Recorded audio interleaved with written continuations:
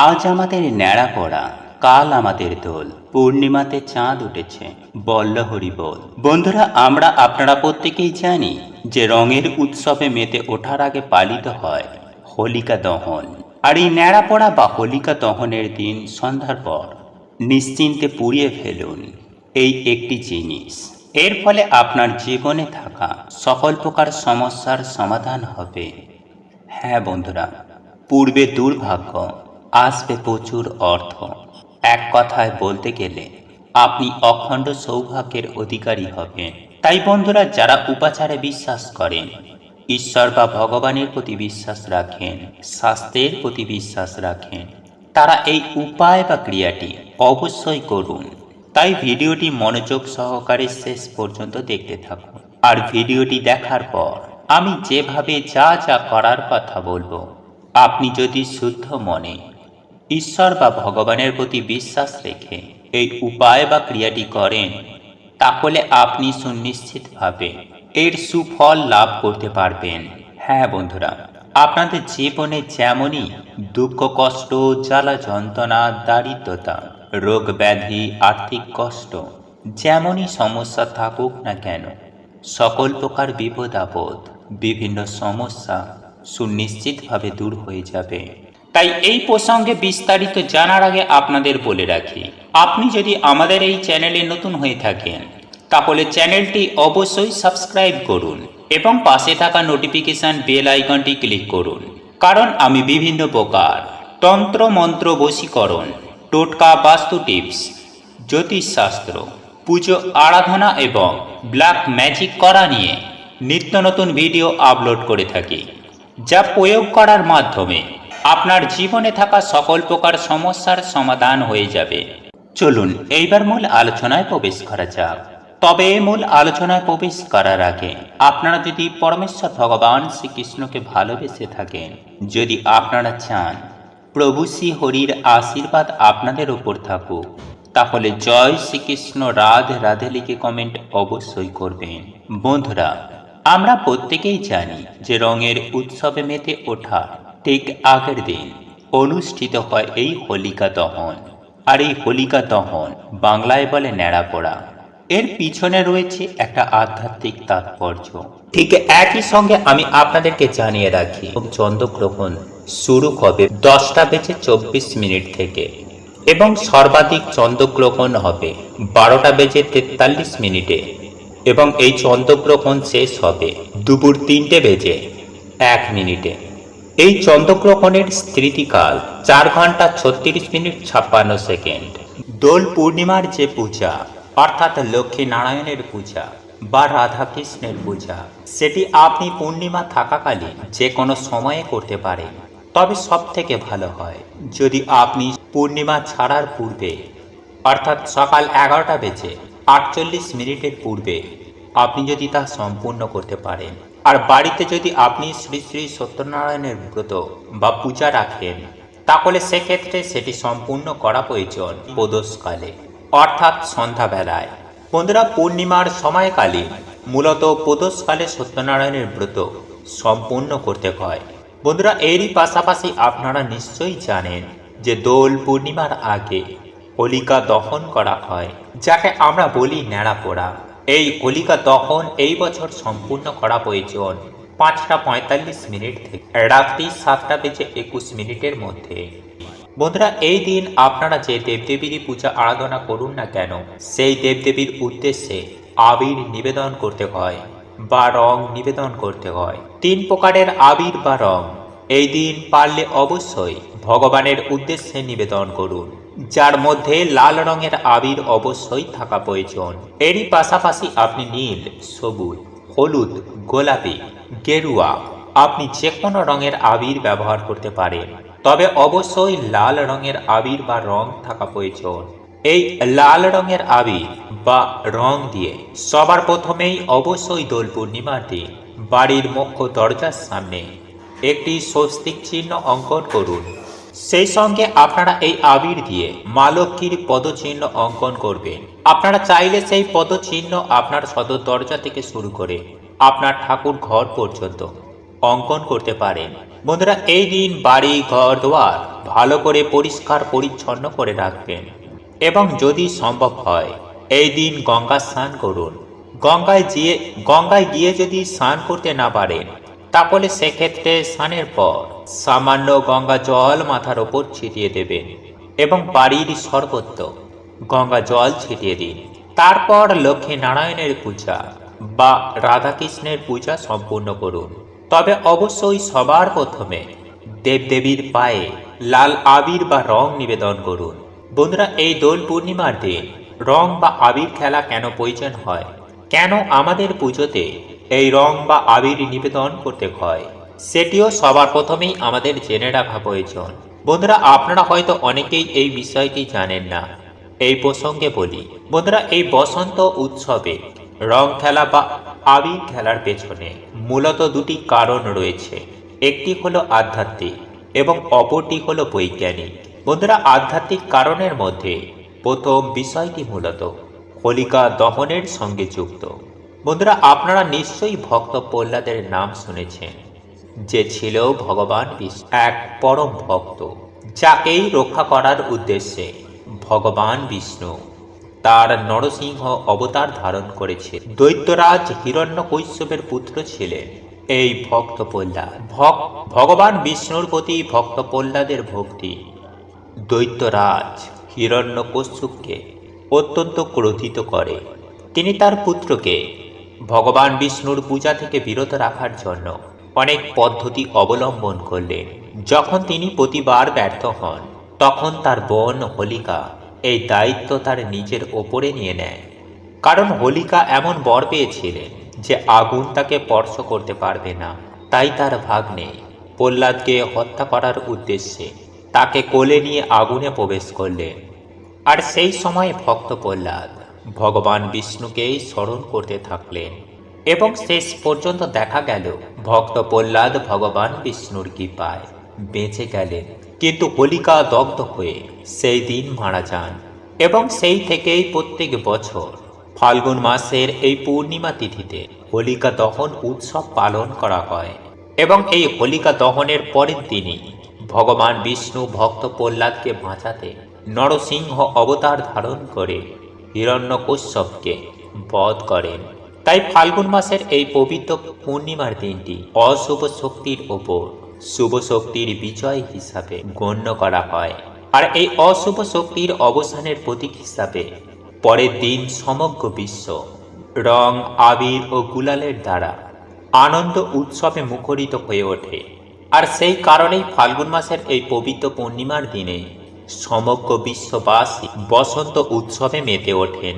আর আপনার বাড়ির আশেপাশে যদি এই ন্যাড়াপড়া অনুষ্ঠান হয়ে থাকে, তাহলে অতি অবশ্যই একটি উপায় বা উপাচার করুন।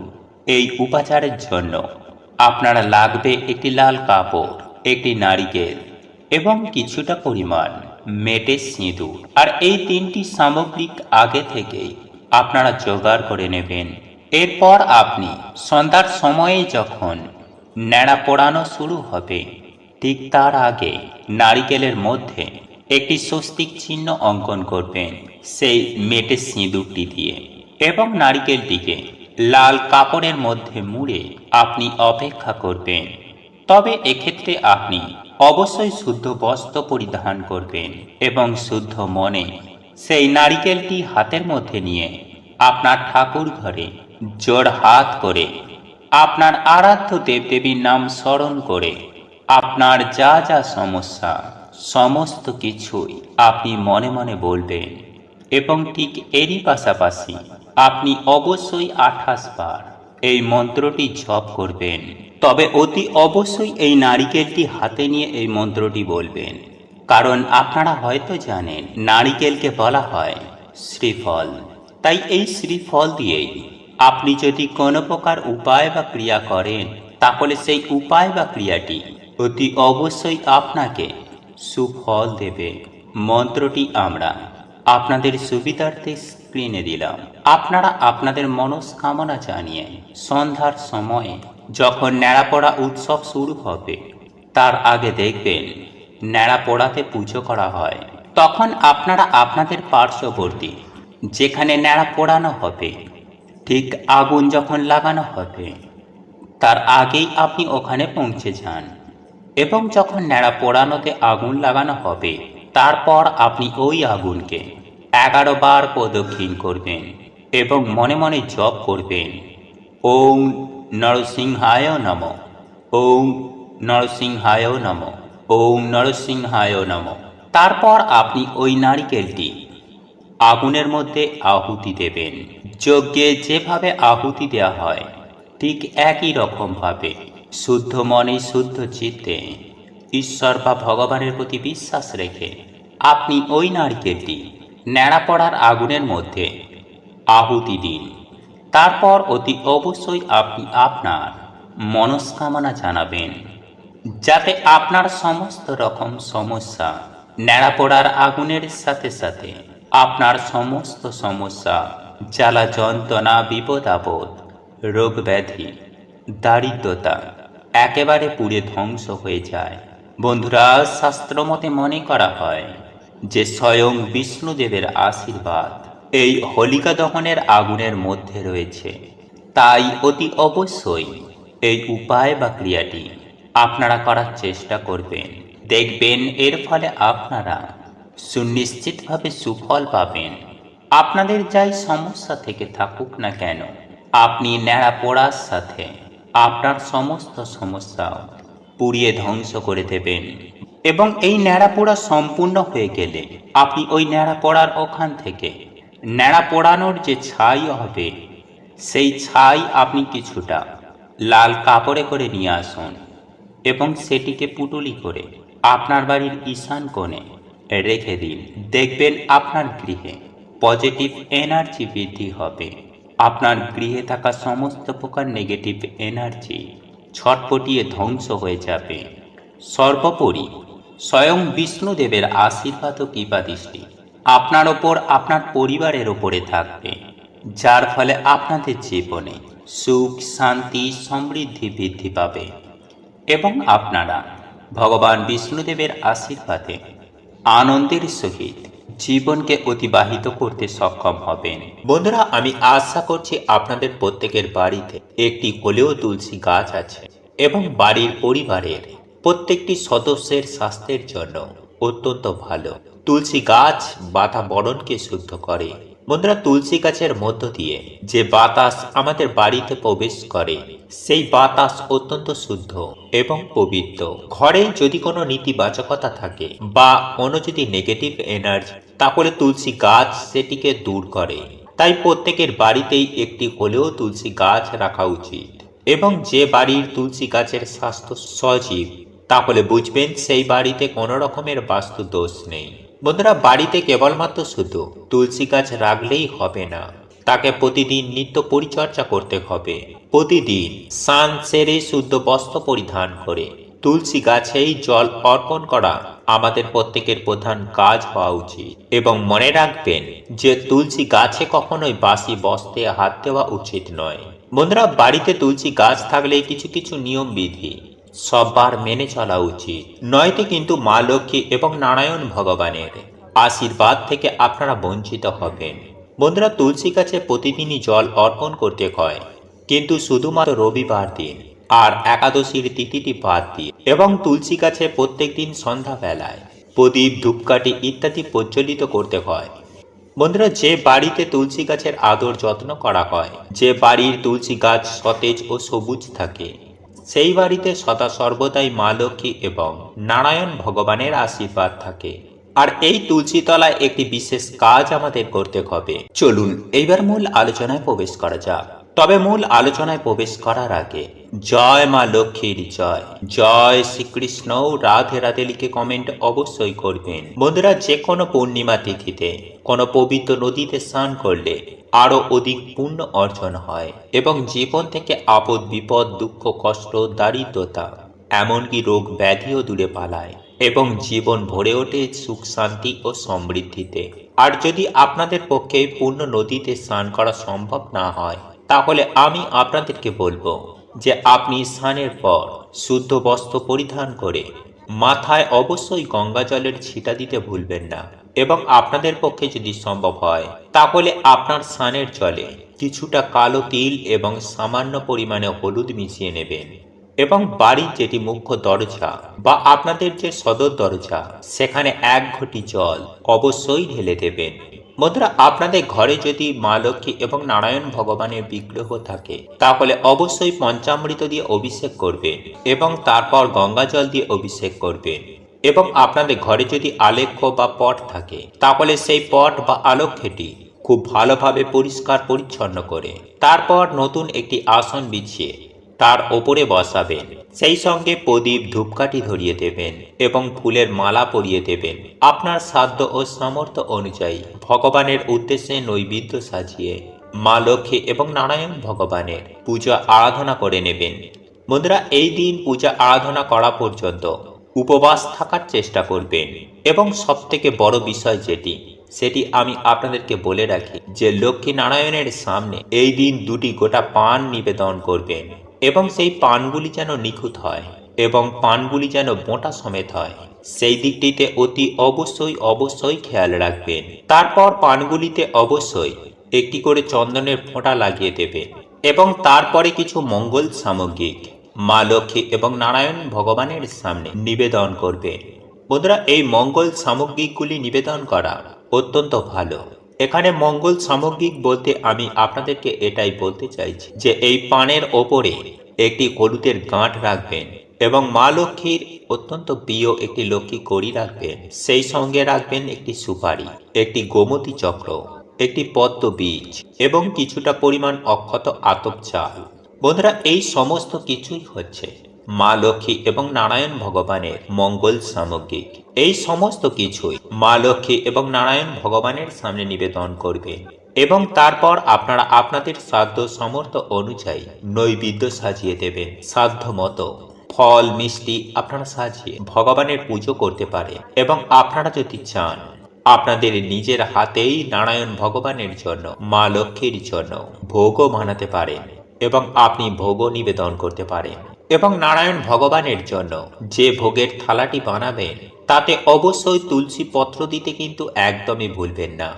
কারণ বন্ধুরা, আপনারা প্রত্যেকেই জানি যে তুলসী পত্র ছাড়া যে ভোগ সেই ভোগ কিন্তু নারায়ণ ভগবান কখনোই গ্রহণ করেন না।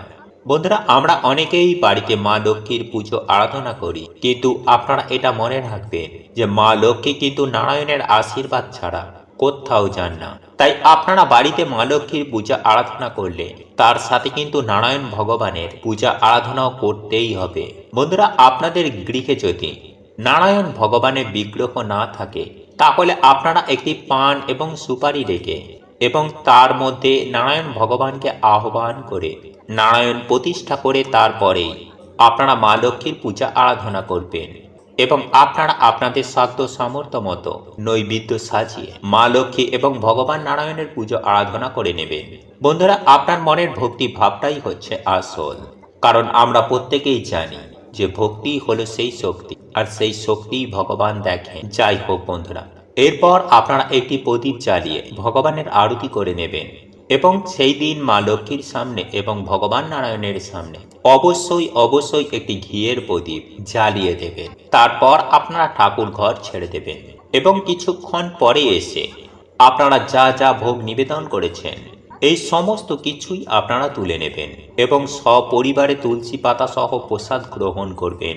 ঠিক সেই সময় আপনারা মা লক্ষ্মী এবং নারায়ণ ভগবানের সামনে যে মঙ্গল সামগ্রিকগুলি নিবেদন করেছিলেন সেই সমস্ত মঙ্গল সামগ্রিকগুলি আপনারা তুলে নেবেন এবং একটি হলুদ রঙের নতুন শালুক কাপড় নেবেন এবং তার মধ্যে এই সমস্ত মঙ্গল সামগ্রিকগুলি রেখে তারপর অত্যন্ত ভালোভাবে একটি গিঁট দিয়ে নেবেন এবং তারপর সেই গিঁটটি অর্থাৎ আপনি যে হলুদ শালুক কাপড়ের মধ্যে এই মঙ্গল সামগ্রিকগুলি নিয়েছেন সেই পুঁটুলিটি নিয়ে চলে আসবেন আপনার তুলসী তলায়। বন্ধুরা, এই কাজটি কিন্তু আমাদের করতে হবে সূর্যাস্তের আগে, কারণ সূর্যাস্তের পরে তুলসী গাছে হাত দেওয়া কিন্তু উচিত নয়। তাই বন্ধুরা, এই কাজটি আমাদের করতে হবে সূর্যাস্তের আগে, অর্থাৎ আপনি পুজো দিয়ে নিলেন সকালবেলা, কিছুক্ষণ পরে আপনারা মঙ্গল সামগ্রিক মা লক্ষ্মী এবং নারায়ণ ভগবানের চরণের কাছ থেকে তুলে নিলেন এবং তা নিয়ে আপনার তুলসী তলায় চলে আসবেন তবে তার আগে অবশ্যই তুলসী গাছে জল নিবেদন করবেন এবং তুলসী গাছে প্রদীপ ধূপকাঠি ইত্যাদি দেখিয়ে নেবেন এবং তারপর তুলসী গাছে প্রণাম জানিয়ে এই মঙ্গল সামগ্রীগুলি আপনার মাথায় ঠেকাবেন। আপনার বাড়িতে সেই সময় যারা যারা উপস্থিত আছে সবার মাথায় ঠেকাবেন এবং তারপর তুলসী গাছের মাটির তলায় আপনি এটিকে পুঁতে দেবেন। অর্থাৎ আপনি যদি ব্যালকনিতে তুলসী গাছের একটি টব লাগিয়ে থাকেন তাহলে আপনি সেখানেও সেটি রাখতে পারেন। আর যদি আপনার নিজস্ব বাড়ি থেকে থাকে এবং আপনার বাড়ির মাঝখানে উঠানে একটি তুলসী গাছ থেকে থাকে তাহলে আপনি সেখানেও এটিকে রাখতে পারেন। অর্থাৎ ঠিক তুলসী গাছের গোড়ায় একটুখানি মাটি খুঁড়ে তার ভেতরে আপনি এই সমস্ত মঙ্গল সামগ্রীগুলি রেখে দেবেন। বন্ধুরা, এই তুলসী গাছ একটি অত্যন্ত পবিত্র জায়গা। তুলসী গাছে এই দিন হলুদ ধাগাও বাঁধতে পারেন। হলুদ ধাগা আপনি কিভাবে বাঁধবেন? যে নারায়ণ ভগবানের চরণে একটি হলুদ সুতো আপনি নিবেদন করবেন। দেখবেন মৌলি ধাগা দশকর্মার দোকানে খুব সহজেই পাওয়া যায়। সেই মৌলি ধাগাটি চন্দন সহযোগে নারায়ণ ভগবানের কাছে নিবেদন করবেন এবং তারপর আপনি সেই ধাগাটি তুলসী গাছে বেঁধে দিতে পারেন।